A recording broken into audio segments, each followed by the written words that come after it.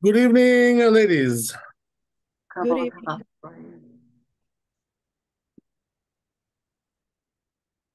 Baruch Hashem. Okay.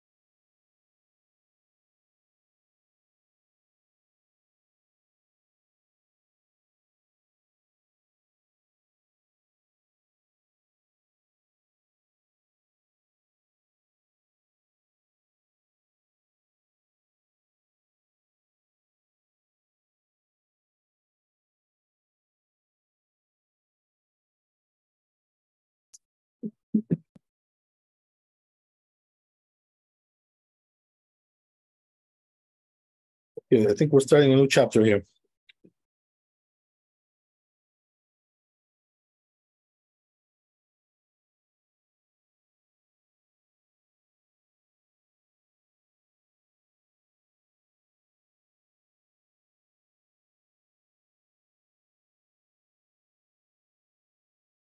So it says in the Torah, אני האישה הניצבת עמך. זה.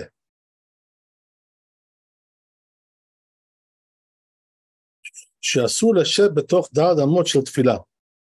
So he learns from this verse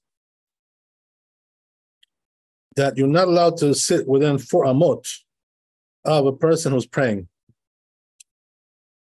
So he says, "Uben milefanav, uben mi'alachorav," whether it's in front of him or behind him, ben min hatzadin, whether it's on the side. Tzarich le'archik da'ad amot. You always have to be 4 amot away. Shinimar, right? As the verse says, "Hanitzebet imecha," I'm standing with you. Shaya omed kemotah. They were standing like her. Bezeh, right? This word bezeh, the gematria, numerical value, tesar, it comes out to be 13.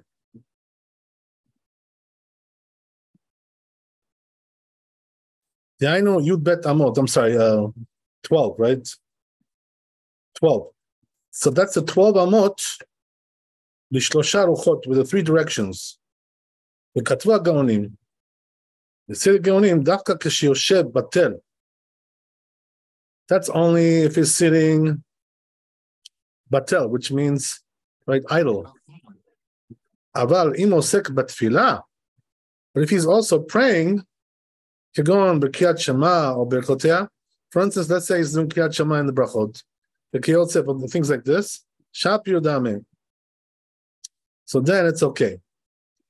Umashma Midivrahim. So it implies from their words, Shem Osek Bat Torah. But if he's learning Torah, Asur, it's not allowed. Shelo Itzkiru Ela Kriyat Shema Berchotea, because they only mention Kriyat Shema and the blessings.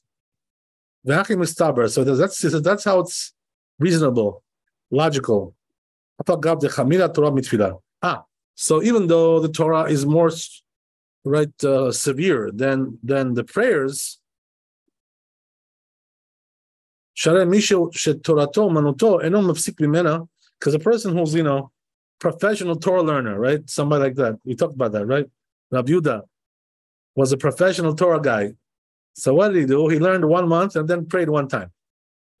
And even somebody like that, he doesn't stop, learning for prayers. He learns all day. Beha tefillah adifa. But he says here in this particular situation, the prayer is better than the Torah. Shatam shasur leshet b'dal amot amot. Why? Because the reason why you can't sit within 4 amot shel tefillah, a person who's praying amidah mipnei shenireh ke'elu chavero mekabel alav malchut shamayim.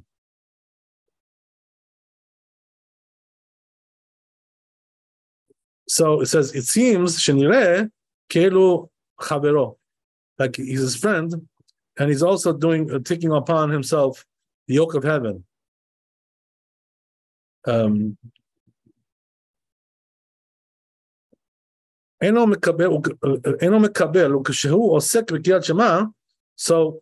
right, but he's not accepting yoke of heaven since he's not praying. But when he's doing Kriyat Shema B'Koteh and his blessings, Hazale, then Haitama, then this reason doesn't exist anymore. But if he is learning Torah, Akate ita Haitama, this reason still is there, right? So it's also, we learn from here, שהרי עליי מסתמה לא היה עומד בטל בתלמוד תורה. Right, Eli, I'm sorry, right? Eli, right, who was standing next to Hannah, he wasn't obviously just standing there and not learning Torah. He was always learning Torah.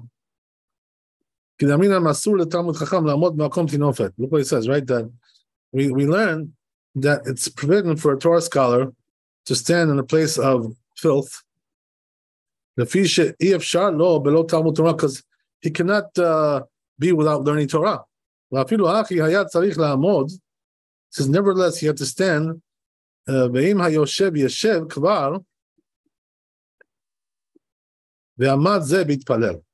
Okay, so let's stop there and go to Beit Yosef. A lot of interesting things here about this issue. So it says here, Beit Yosef, regarding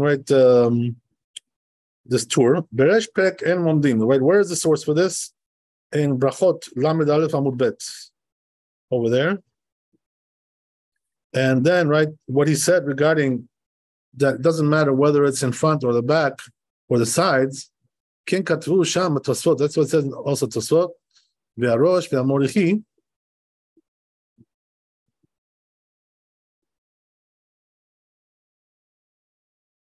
All these rabbis said the same. Umash katav anitzevet imachem sheya omed kemota. And that which it says, right, that she's standing like anitzevet imacha, standing in front of you, with you, in front of you, right? That he was standing also just like her. Kach Pirish Rashi, that's how Rashi explains.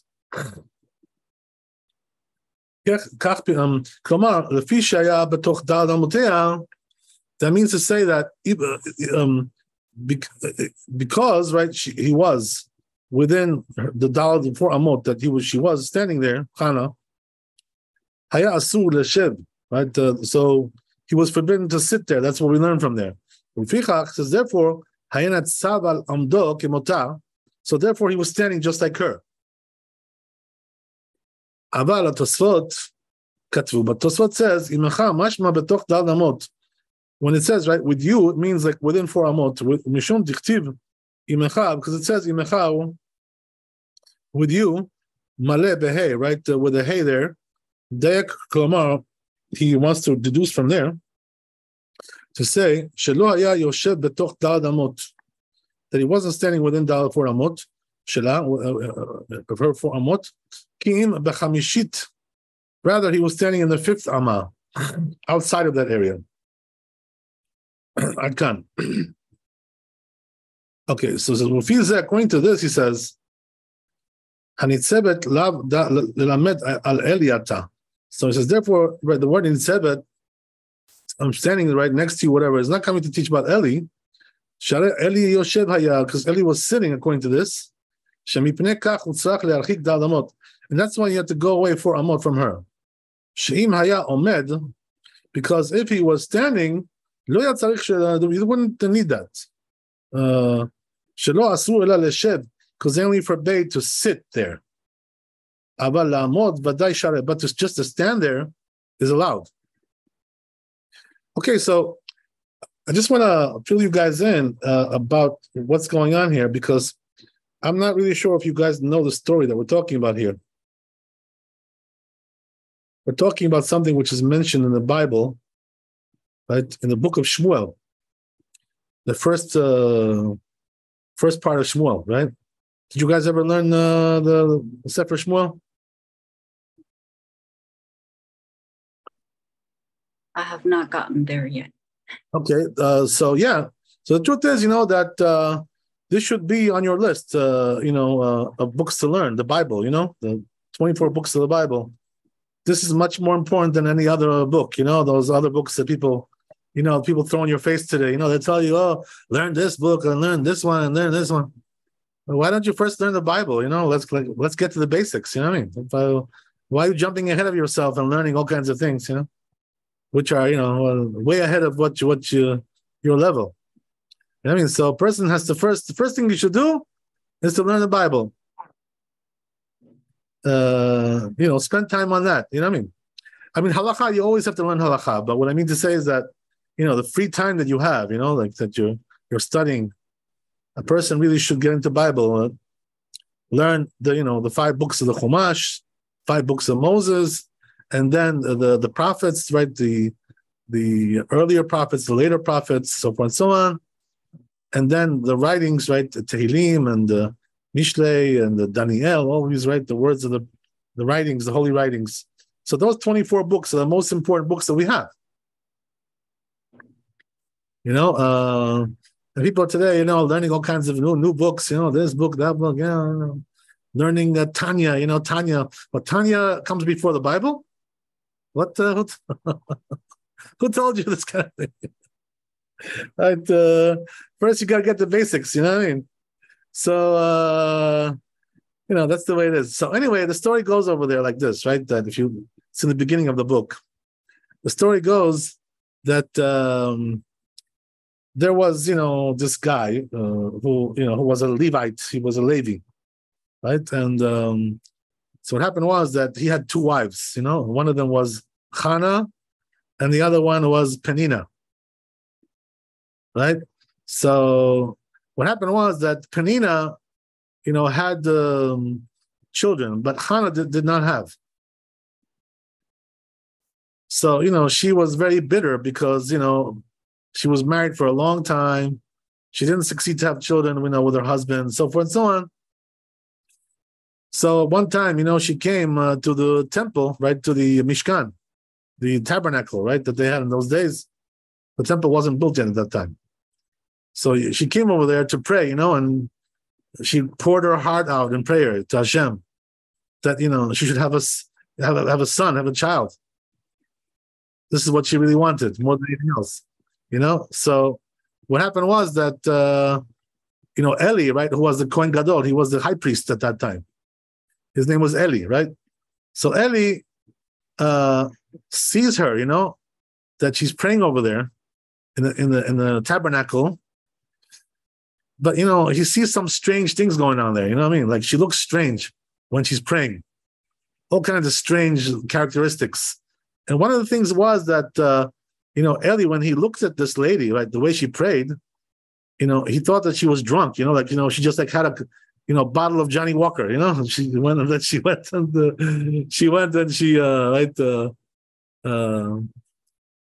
there to the tabernacle after she drank a few, good some good liquor, right? So, she looked to him like she was drunk. So he told her, he rebuked her. He tells her, by mistake, it was a mistake. He tells her, come on, sober up already. How much you gonna drink already? Like what? You coming here to drink and pray like that? Can you close the door there? Thank you. And the light also. Thank you. So that's the way it is, So it was a mistake, whatever. But what happens is that from this story, it's a very interesting story. We learn from there laws of prayer. A lot of things from that story. And in the Masechet Brachot, right over there in the Gemara, he learns from there a lot of halachot. So this is what we're doing over here. We're examining this story with Hannah and Eli. So here, right, what's going on over here? That By the way, the husband's name was Elimelech, right? Something like that, if I remember correctly. So anyway, right, what happened was that he was standing next to her at whatever. But from there, we learn, that the fact that he didn't sit there, that's what they're trying to learn over here. That means you're not allowed to sit next to somebody who's praying. This is the halakha that we're learning over here. So Rashi and Tosfot have different ways of explaining this, right? What this means, and so forth and so on, right? But pretty much, right, it's the same thing. They're both agreeing on one thing, right? That when you're within 4 amot of a person who's doing Amidah, so you're not allowed to sit there. Okay, so I just wanted to fill you in a little bit, right, about this, about these things. I remember, when I started learning, more seriously, this was about the age of 21, whatever, something like that.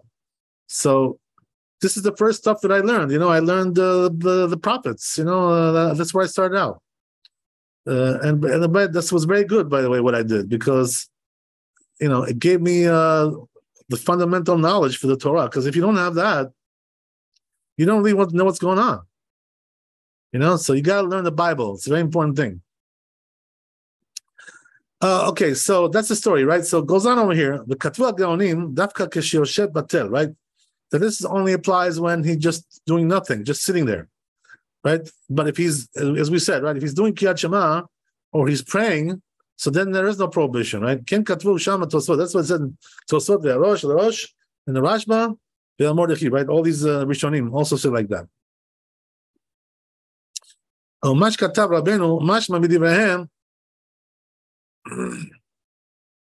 And that which Rabbeinu wrote, right, that implies from their words, Shem Osek Batorah, that what about if he's learning Torah, right? Is he allowed to sit there?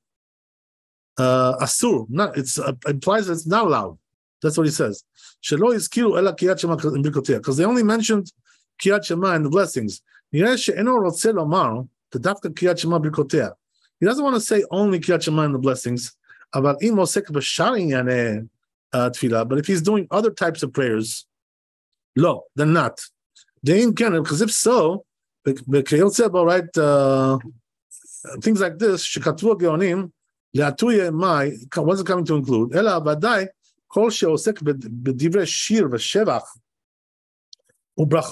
So he says the person who's doing all kinds of praises and blessings, which are said before the prayers, or afterwards, it's the same thing as doing Kriyat Shema and the blessings. That's what it says over there also one. That if he's right doing prayers at that time, or Kriyat Shema, or Kriyat Shema, or all kinds of other praises to God or whatever, mutar is allowed. Then you don't have to listen to yourself from him. Klum at all. That's how they pass in all the rabbis. He says, Adkan, that's the end of it. That's what it says also in Tumat Hadeshen. Siman Gimel.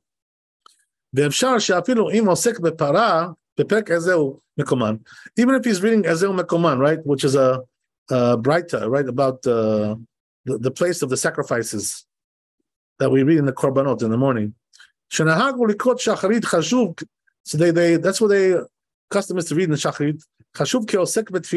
So it's considered to be like that he's doing tefillah, right? Also, that's even though he's just reading something from the Braita. Because since the custom is to say that kodem tefillah before the prayers, so it's considered to be a part of the prayers. Chashuv. That's what comes out from this rabbi as well. He writes over there, this is language. Right? The Geonim said, when we said that it's forbidden to sit within 4 amot, a person who's praying, right? Or psukim acharim. That's only if he's not getting Kriyat Shema or other verses. But if he's reading something, whatever it is, right? So meaning what? He's reading something which has to do with the prayers, right? Something like that.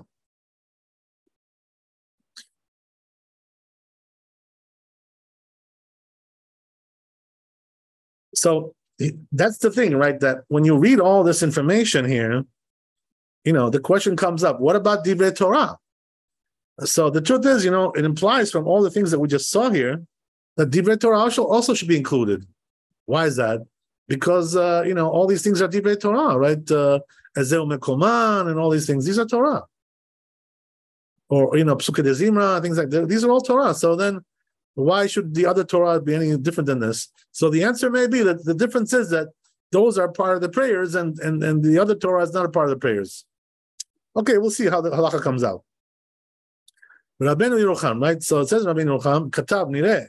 He writes that it seems, Ki im hayoshev koreh korbanot, right? Again, right? If he's sitting there and reading korbanot or psuke de zimra, right? As we said, these things, she'asur, that then it's not allowed. Ve'esh mi shekatav, and some say she'afilu ena yoshev koreh ela psuke de zimra, mutar. Some say it's allowed. Ad kan eshono, right? So it's a machloket. Ve'zeh lashon ohel moed. That's the language of this book. Asur leshev betoch dalad amot shel tefillah. You're not allowed to sit within 4 amot of the prayers of somebody who's praying, right? That's what it means. Pershua Geonim. So it says the Geonim explained, Shim haya osek betfilah. If he was doing tefillah, prayers, or koret shema, or ring the shema, mutar, then it's allowed. But dafka minatzad, only from the side. Oh, now we're making differentiation, right? The side, the front, the back. But when it comes to in front of him, even like if you're, if you can see what's forbidden. Even if he's doing Kriyat Shema, right? So the truth is that this is not the halacha from what I remember, but anyway, right? There's an opinion like this also. And that which Rabbeinu claimed, the Torah, that if he's doing Torah, if he's learning Torah, it's forbidden to sit there. Leshev, right, by the person who's praying. So he says because the reason why it's forbidden to sit there, right?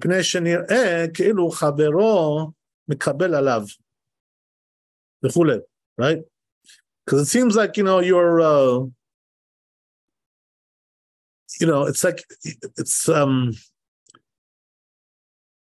okay, we'll see what that means. Let me just read it on a little bit. But when he's doing Torah, there's still that that reason. So so he said we can push that out and say that this only applies when he's sitting, silently doing nothing. But if he's learning Torah, so it's like also he's accepting the yoke of heaven upon himself when he's learning Torah.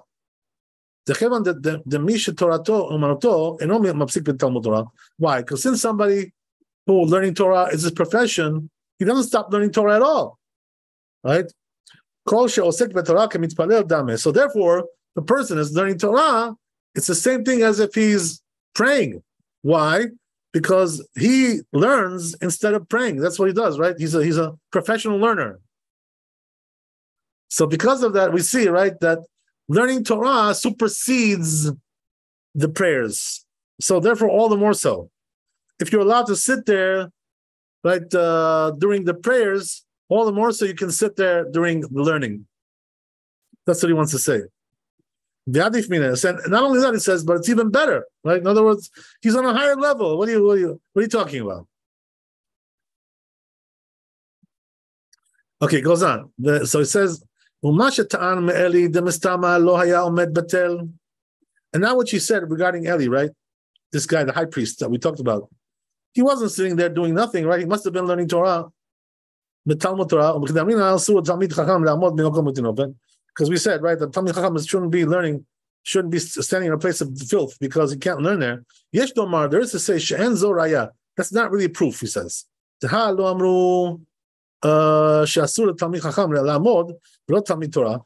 they only said, right, that a Talmid Chacham shouldn't stand without learning Torah. That means to say that we assume, in a general manner, The Talmid Chacham, for a Torah scholar, she'eno yachol la'amid atzmo b'divrei Torah. Right? He cannot, stop learning. He's always learning. That's the assumption. Therefore, it's forbidden for him to stand right, in the place of the filth. Because he can't hold himself back from learning. He's always learning. So he says, therefore, if a person if he does that, he'll be learning Torah in a place of filth. But if he's standing in a place of purity, and then he can learn Torah as he wants. And he, therefore he can, be there any way he wants. Even if you're going to tell me that it's impossible for him without learning Torah, it needs to say that means he shouldn't be standing without learning Torah. There is to say the but it says that doesn't mean that he always has to, actually say words of Torah. He could be just thinking words of Torah. That's also, that he's in Torah. And you're not allowed to even think about words of Torah in place of filth. That's what they said in this Gemara. The reason why he shouldn't stand in a place of filth is because he can't stand without thinking about Torah. So Eli, okay, he was thinking about words of Torah, but he wasn't actually saying it with his lips. And therefore, it's forbidden for him to sit there within 4 amot of the person who's praying. If he was actually saying it with his lips, the Torah, then it would be allowed for him to do that. What does that mean, to sit there? He says, nevertheless, so he says, since the Geonim only mentioned Kriyat Shema and the blessings, things like this, Hava Mashma, so it implies that Davkat Dvarim Shem Metikune Atfilot. Only things which are, that implies that we only allow things which are a part of the prayer process. But other types of words of Torah, then maybe not. But he says, I found this Samag. That's the language of Shmag. So it says, my rabbi wrote, B'Shem Teshuvat HaGeonim, right? Name of the Geonim, Teshuvat HaGeonim, response to the Geonim. That's the only one he's sitting idle. But if he's doing prayers or he's doing Torah, Shapir Dameh Ad Kanashano. So you see, right, that we find several poskim, right, Rishonim, Geonim, that say that also words of Torah, is also allows it to sit next to a person who's praying. V'gam Samak Chatab B'Siman Yud Aleph, like this rabbi also wrote, Sheim Osek B'Torah Shapir Dameh. He also says, right, this rabbi, that if he's doing Torah, it's okay. Tochach, so he says, therefore, from there you learn, he read the Lo Yizkiru HaGeonim, the Geonim that mentioned Kriyat Shema, because only this, Kriyat Shema and the blessings, Kiyosef and things like this, Ela Mishum Deorcha Demilta. That means it's just the common way. Because when a person is standing next to you, right, praying, you're like also doing preparations for the prayers. But it says it's true also, Sheim Haba Osek B'divrei Torah. And if he was doing words of Torah, even though they're not connected to the prayers, the Kriyat Shema, Shapir Dameh, right? So then it will be okay. So in other words, you see here from the conclusion of Bet Yosef that he seems to allow also a person who's learning Torah as well. What does that mean? That he can sit, within 4 amot of somebody who's praying Amidah. Okay, let's see Shulchan Aruch here. Hey, Kavod Harav, I have a question. What does it mean being in a place of filth? Is it when the person is idle, neither doing one or the other? I don't understand. So, filth means like a place, which smells bad. Okay. Thank you. You know what I mean? So you have to, yeah, okay, so 4 amot away We're from. learning about Kriyat Shema. Remember we talked about that issue? Yes. Yes. Okay. Thank you. So then he goes on. V'yesh omrim. I'm sorry, no. So let's start the Shulchan Aruch. It says like this: Yachol leitpalel bechol. No, not this one. You gotta go to the next chapter. This is the last chapter.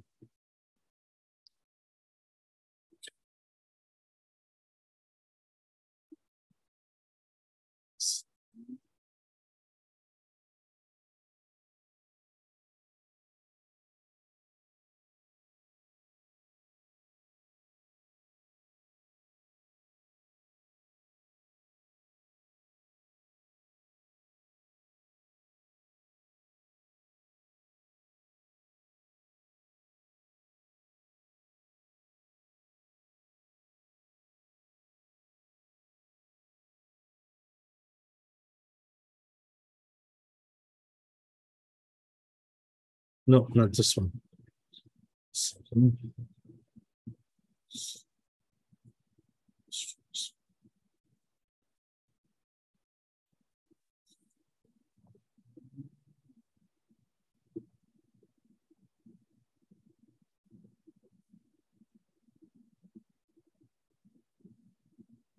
Yeah.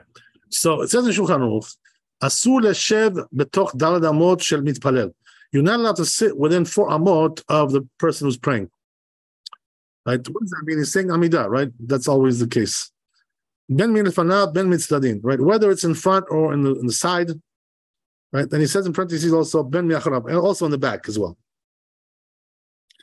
You got to stay away 4 amot from this person, right? How much is 4 amot? We said, right? It's 2 meters or 6 feet, right? Around there. So, but if he's doing something which has connected with the prayers, right? Even like Ezel Mekoman, which is the korbanot, and also he doesn't have to go away. Some allow also, right, if he's doing Torah. And even if it's not from the the prayers. Some say this only applies from the side. About Kenegdo, but next to him, right? Not next to him, sorry, in front of him, even right, if you can see him, it's forbidden. Even if he's doing Kriyat Shema. So the truth is, we don't paskin like the last opinion. We don't paskin like that.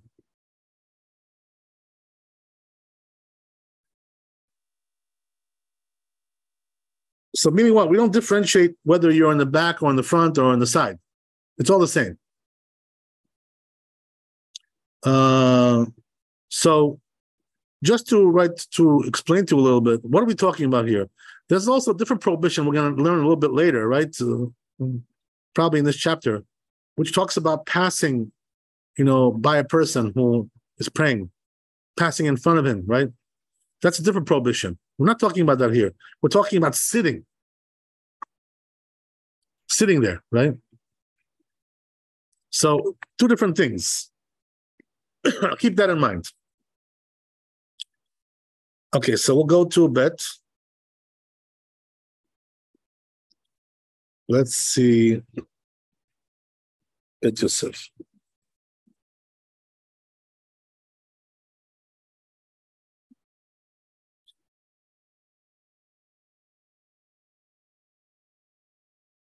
Right, so it says in the Bet Yosef, Katuv be'orchot chaim, right? It says in Orchot Chaim, v'zeh leshono, right? This language over there, Katav harav bala tamid, right? This rabbi says, Shem hayoshev b'tzad hamitpalel. The person is sitting right at the side of the person who's praying, chalush. If that person is like weak, let's say he doesn't feel good, so he needs to sit down because he may faint or something, whatever.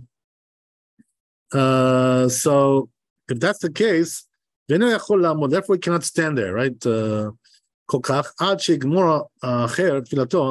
that person finishes his prayers, then he can sit, he says. This rabbi says, Orchot Chaim.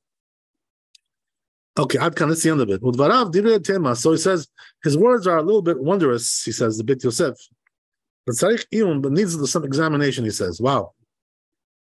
Okay, so this is really actually the Orchot Chaim himself who's saying this. So, but Bit Yosef says, no, for me, there's no wonder over here. There's nothing strange. So he says, you know why? Because the fact that he's weak proves about him that he's sitting there for that purpose. So, meaning what? That he's not sitting there, for some bad purpose, right? Like we talked about before. He's just sitting there because he's weak.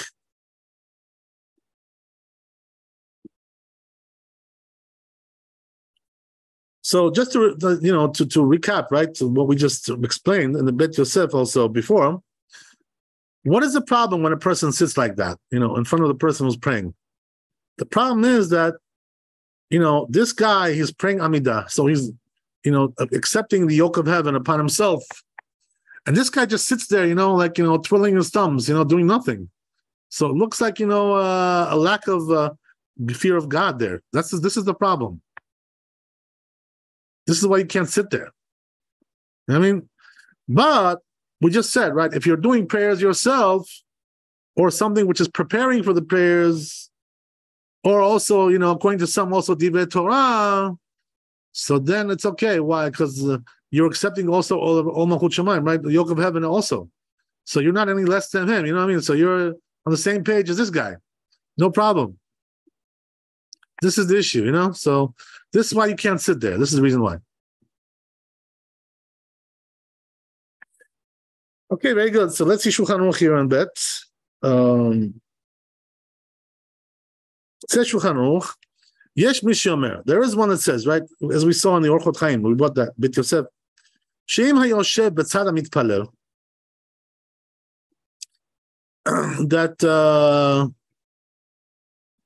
a person is sitting to the side, right, of somebody who's praying, chalush, but he's weak, If he's weak, mutar, then you're allowed to sit there, right, as we said. So therefore, a person can rely on this opinion, if he wants to, since the Shulchan Aruch brought it down. I'm not sure if I told you guys this rule, by the way. Here, right, what's the rule over here? It says yesh mishomer, right? So it's like yesh. It's not really stam. It's not really regular halacha. Why is that? Because it's only one rabbi who says this, is not the whole world. And so therefore, it's a minority opinion. But nevertheless, since he brings it down without anybody arguing with it, so a person can definitely rely on that. There's no problem, right? There's no issue with that. Since nobody's arguing with it. But the truth is, that in the Beit Yosef, we did see that the Orchot Chaim didn't actually like this. He thought it was bad, this halacha, But nevertheless, Beit Yosef didn't agree with him, so he brought it down. Okay, interesting. That's Bet. So we'll go to Gimel.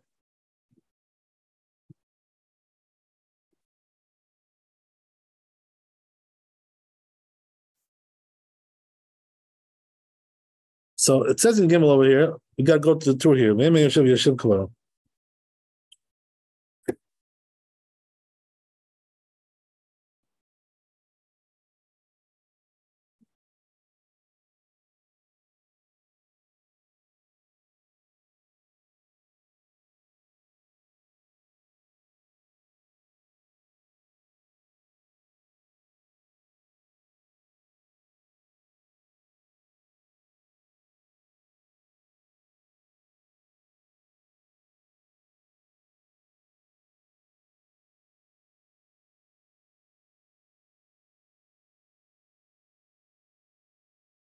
So it says the tour like this.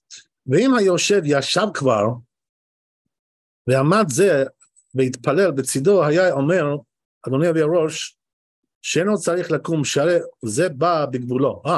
So, right, he brings here the Rosh in the tour that says like this. If that person, who sat there before this guy came, the guy who was praying Amidah, So then he doesn't have to move. Why? Because this guy came after him, you know what I mean? So he was already there sitting. So there, it doesn't really make sense, that there's like a disrespect for anything over here. There's no disrespect. I was sitting there, you came to me and you started Amidah. It's what? My fault? It's your fault, whatever. So why should I have to move out? And therefore, it says the Rosh, in a case like that, you don't have to move out. If you sat there before he started the Amidah. That's an important halakha to know. Okay, so and he says, even though you can answer maybe and say that which we learned from Eli, that he was already sitting there beforehand, perhaps, according to the language of the verses. It says, right? He was sitting by the doorpost, Hechal Hashem, of the sanctuary of God. He says, nevertheless, he still had to get up. He says, nevertheless, so he says, you know what? You can't argue with the lion, right? After he passed away. So what does that mean, right? He's telling you, listen, you want to argue now? After this rabbi passed away, it's too late already, right? He was a lion, you know what I mean? What does that mean? If you would have argued with him then when he was alive, he would have answered you. He had an answer, So now you want to argue with him? It's too late. That's what he's saying.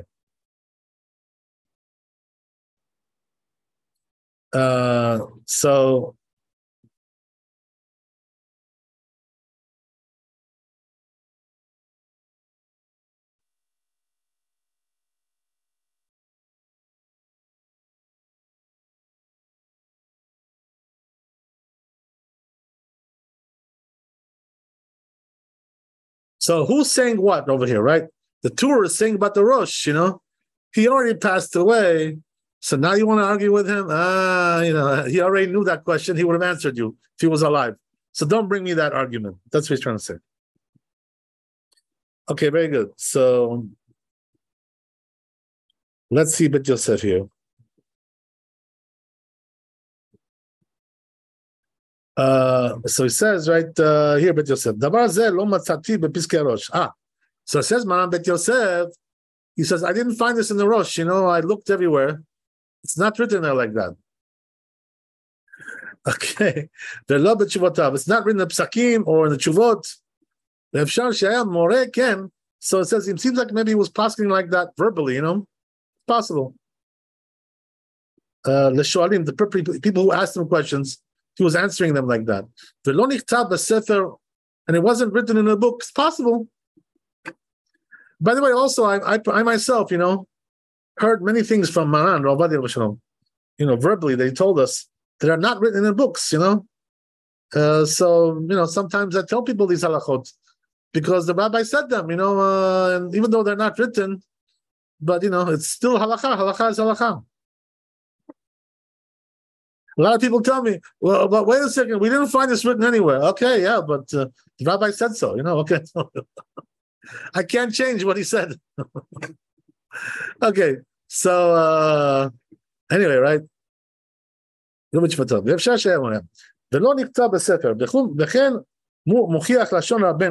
way the language of the Rabbeinu too also implies. Because he wrote, right? It says the Rosh used to say like that. Meaning what? That implies that he never wrote that. He just used to say verbally. Because if they were written by the Rosh, he would have said, right, that the Rosh wrote those things. He didn't say that he wrote it. He said he said it.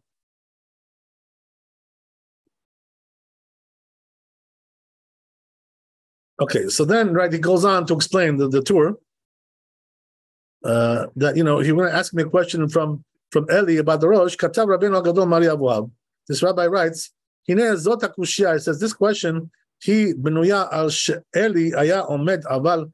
It's all built on this and the fact that Eli was standing at that time. But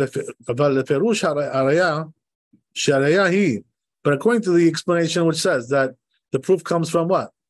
Mihei Yetera, from the extra hey, which is in that word. Ve'eli haya yoshev, and he was actually sitting, and bechan kushia, there's no question at all. Ve'arosh piresh v'psakav, and so he says the Rosh already explained in the Psakim, kederech hamechaber, I'd like the author, like the tour, right? Umizeh hatzad, this is from this side, you mikbakshe, that's why he asks, when he al kol panim says, it seems that nevertheless, sheyesh le'ashiv, that there is, you can answer that question, that they asked. Shehine harosh lo amar ela shemi sheba litpalel toch techumo shel chavero. So Rosh only said like this, right? If a person came to pray within the space of his friend, shen chavero chayav la'amod, he's not obligated to stand and go, right? Toch techumo shel chavero.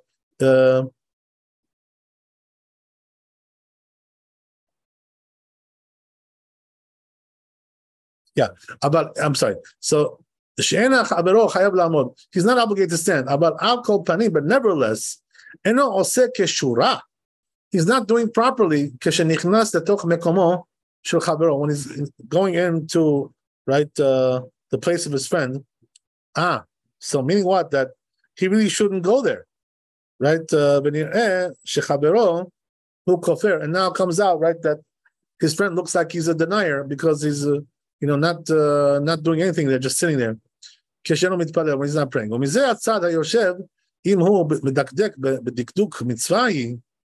So he says, from this side, the person who's sitting there, right, if he wants to do properly, the proper way, the exacting way, it's a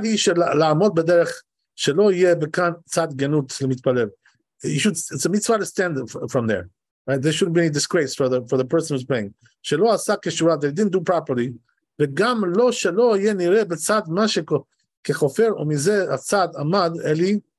it's also, it shouldn't look like he's a denier. And therefore, right, Eli stood, because a person like that, right, who was a big rabbi, he was the judge of Israel, right? He was a shofet. It should have been machmir, says Hakan Leshano. That's the end of the Mari Mahova. Much katav Rav she'arosh piresh, and that which the Tur said, the Rosh explained, Psakav and his Psakim, kederech hamechaber, right? This Mari Avuhav. He said, like the author, the Tur, Klomar she'eli haya betoch dalad amotea shel Chana. That according to this explanation, Eli was standing within 4 amot of Chana. Ulefichach says, therefore haya omed hu mimash katav harosh. And therefore he was standing, from which the Rosh says, right, Begematria, Zeh, right, the word Zeh, in Gematria, and the numerical value, Tesar, comes out to be 12. The Havu Mashmad She'eli Haya Omed, so implies that Eli was standing, Betoch Yud Bet, within 12, right, Ulfichach Haya Omed Al Omdo, and therefore he was standing, not sitting. Like it implies from this word, standing. Because if he was outside the 12, 12 means the 12 amot, right? So you should understand, right? To the 12 amot. Why 12? Didn't we say it was 4? How do we get to 12?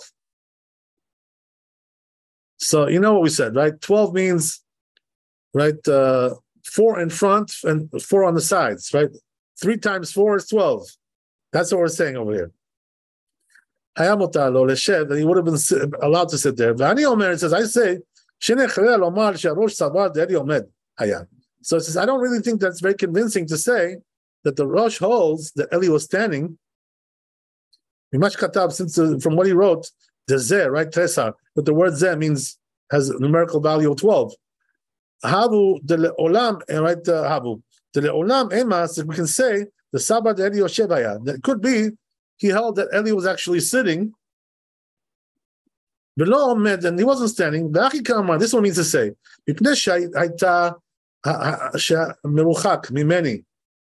even since this woman is distant from me, right? She was there, right? This amount, then you bet 12 amot. I could have really sat if I wanted to.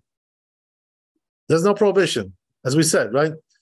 Even after I already started to pray. בתוך י"ב אמות, but if she was within 12 אמות of my 12 אמות, לא היית רשאי לשב, then she wouldn't be able to sit there. I wouldn't be able to sit there, I'm sorry. אילו הייתי מתפלל תחילה, if I would have been praying first. ומה שכתב רבנו, that which Rabbeinu wrote, the Torah, שיש להשיב, that you could have answered that question, תהלי אלפינן מאלי, because we learned from Eli, והוא היה יושב תחילה, right? You can ask that on the rush like that. And so it's really, that's not really a question, he says. Interesting. Because there is to say, the Eli Yoshev, that which it says that Eli was sitting, doesn't mean that he was really sitting. Sometimes they call a person who's standing, they call it sitting. Right? Right? And he was just hanging around there. Right? Like it says the verse, the teshvu b'kodesh, right? Like this. You should, so here, but the word teshvu doesn't mean to sit, it means to stand, like just stay there. So it says it's possible that he used the language of sitting in order to darshan what the rabbi said, right? Where is this in the Midrash, right? Shochar Tov. It says over there, Yoshev, Ketiv, Melamed, Shebeoto Yom, Minuoto. So what does that mean, Yoshev, right? The darshan, Yashav, right? Yashav. What does that mean? That day they ordained him, right? They elected him to do what? Kohen Gadol, right? To be Kohen Gadol. So that day Eli became Kohen Gadol. That's what it says, Yashav, right? It's allusion to his election as a Kohen Gadol, right? His anointment, whatever you want to call it, right? Okay, very good. So let's see the Shulchan Aruch, Gimel.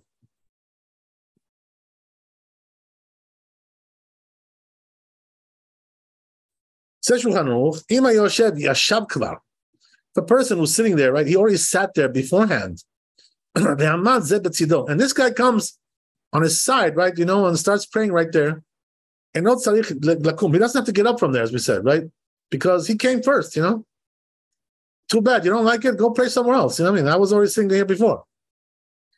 So you can't accuse me of anything. When I came first, that's the reason why.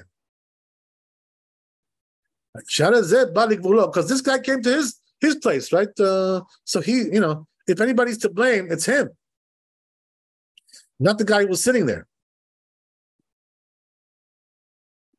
So it says in parentheses, right? Nevertheless, he says, it says anyway, right? It's still, like a saintliness, a measure of saintliness to get up from there, like we saw in the Beit Yosef, right? In the name of the Mari Avuhav, like he brings here the Ramah, right? That's the way it is. So therefore, right? If you want to be Hasid, if you want to be pious, then get up from there, right? And why is that? Because as we said, right, that saves him, the guy who's praying next to you, from any accusation that he did something wrong. That's why you're getting up. So this is Hasidut. Okay, very good. Let's do another one. We got a little more time. We got 5 more minutes. So it says, now we're going to get to the next piece, right, which I told you guys about already. The passing, by the person who's praying, right? Passing in front of him or passing on his side, all these kinds of things, right? We're going to talk about that now. By the way, you should know that, this is one of the most notoriously broken halachot, right? That people break them. They're not very particular about this. When a person is doing Amidah, they pass right in front of him. They don't care, they don't pay attention. Unfortunately, So what can you do? So, if a person wants to be really God-fearing, you should try to keep this halakha, because most people don't keep it. There's a story, I'll tell you guys a story. It's so funny, right? I don't know if it's funny, but it's very impressive, actually, right? They say one time, when Moshe Feinstein, he was alive, so, they had like a convention, the rabbis here in America, there's an organization called Agudat Israel, Aguda, So Aguda has a convention every year. So they invite all the big rabbis, to come there, right? And to speak there, whatever, right? Whatever. So Rav Moshe Feinstein was there. So they say, right, that when the convention ended, so he was going to walk out, right? Go home, whatever, right? So what happens, right? They did Arvit, before they finished the convention, they did Arvit. They prayed Arvit there. So what happened was that Rav Moshe Feinstein, he wanted to walk out, and this guy, right, some guy was standing right in front of the exit, and praying over there, Amidah. So if he would walk out, he would have to walk in front of him, So Rav Moshe Feinstein, what does he do? And he sits there, and waits for him until he finishes the Amidah. He doesn't want to pass by him when he's praying. God-fearing rabbi, right? So they say, this guy, like, he made him wait there for like 45 minutes until he finished. So you can imagine Rav Moshe Feinstein sat there for 45 minutes waiting for this guy to finish Amidah, and he wouldn't pass by him. So that shows, that you have Yirat Shamayim, you're a really God-fearing person. When you behave like that, you know what you're made out of. Rabbi, can I ask a question? Sure. What if sometimes when going to do Birkat Kohanim and there's and on the way like to the sink, you have to pass by people and they could be still in the Amidah. That's like honestly that happens like several times. Well, I'm not surprised you're asking that question. Right? It's very practical for you. So, so the truth is, that if you look in the Achronim, they talk about this question, and they say it's allowed. And the reason is because since you're going to do a mitzvah, comes the positive and pushes aside the negative. There's a rule like this, right? In Talmud, comes the positive mitzvah and pushes aside the negative. Something like that, right? Right. It's also for the public, right? For the tzibur. So since it's for the tzibur, it pushes out something which is for the individual. Wow. So this is the reason why you're allowed. But of course, right, that only applies when you have no other way, right? But if you have another way to pass it by, you should, right? Right. If you can, do some kind of a maneuver, right? Some kind of fancy maneuver, some kind of moonwalk over there, right? Moonwalk your way through. Otherwise, you got a problem, right? Okay, so that's the way it is, right? So yeah, regarding that, that's the way it goes. So I remember also, when I was learning in Yechavadat, in the yeshiva there, Maran, Maran's yeshiva. I remember one time, Maran came in to the yeshiva. He came there to give a lecture or something, whatever it was, or to take take some questions from people, whatever. So usually what they do is they bring him through the main entrance. You know what I mean? But this time, what they did was they brought him through the Bet HaMidrash. You know what I mean? So he had to walk through Bet HaMidrash, the place that we study, right? And walk through there. Why did they do this? Because the security, was telling him, to do all kinds of things because there was threats on his life. They were going to kill him or something. The Arabs. So there was all kinds of security there, and so they told him, walk through the Bet HaMidrash and don't go through the main entrance, right? That's what they told him. Because over there was very open, it was like an easy place to do some mayhem over there. So what happens is, right, that so all of a sudden we see the rabbi coming to the Bet HaMidrash, like, what's going on, He wasn't planned to be in the Bet HaMidrash today. What's going on with this? So they were just walking him through, But, being the God-fearing person that he was, right? So what does he do, right? Before he walks through Bet HaMidrash, he stopped, right? And he said some Divrei Torah. Why? Because you're not allowed to walk through Bet HaMidrash, without saying some Divrei Torah. To make a shortcut, there's a rule like that. We're going to learn that later on in the laws of Bet Knesset. We're going to talk about that, right? So, again, right? Maran also, was the same. You see a person who's Yirat Shamayim, a person who keeps halacha. No monkey business. He stopped and he said some Divrei Torah and then he passed through. But unfortunately, some of the rabbis over here, that I learned with in this area, not on the same level. You know what I mean? And that's why I left them. You know, there was one. I don't want to mention his name. I didn't mention any names, but there was one rabbi over here. You know, I was learning in his yeshiva, kollel, whatever it is, right? So every time, you know, they would do Chazrat Hashatz. You know what I mean? The repetition of the Amidah. He would talk all the way through. You know, like he was talking with his friend. You know, you're not allowed to do that. It's considered to be a very big sin. You know. So I saw he wasn't a very God-fearing person. You know what I mean? That's what can you do? That's the way it is. You can see by the way the rabbi behaves, you know, what he's made out of. When push comes to shove, you know, as the rabbi said, Lo adrashai kar la maaseh, right? The main thing is not to speak words of Torah. The main is to keep the words of the Torah. If you keep it, then you're good. Just talking about it is not good enough. Okay, so anyway, right, we're getting here to this halakha here, and we're done. So,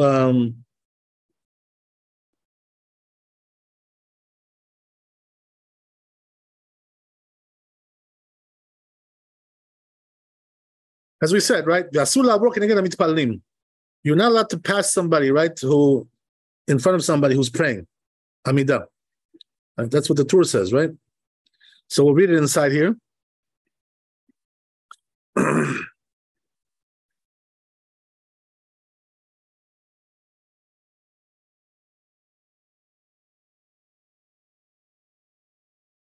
Right.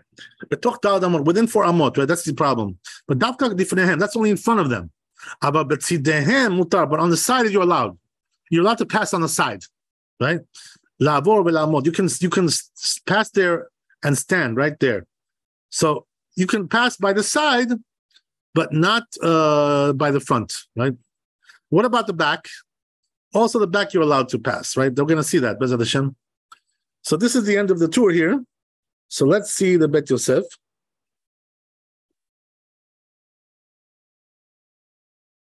So says Bet Yosef, Beresh Perek Zvinat HaShachar. Okay, I guess we'll do this one next time, Bezat Hashem. We're already done pretty much. So Chazak u'Baruch, thanks for coming tonight. Be blessed, wealth, health, happiness. Right? Hope you get the Bet HaMikdash rebuilt, Bezat Hashem, very soon. So you shouldn't be sad during the 9 days and during Tisha B'Av. It should only be happy times for all of us, Bezat Hashem. And we'll see you tomorrow. And be holy and happy, Bezat Hashem. Chazak u'Baruch. Thank you. Thank you so much. All the best. Thank you so much.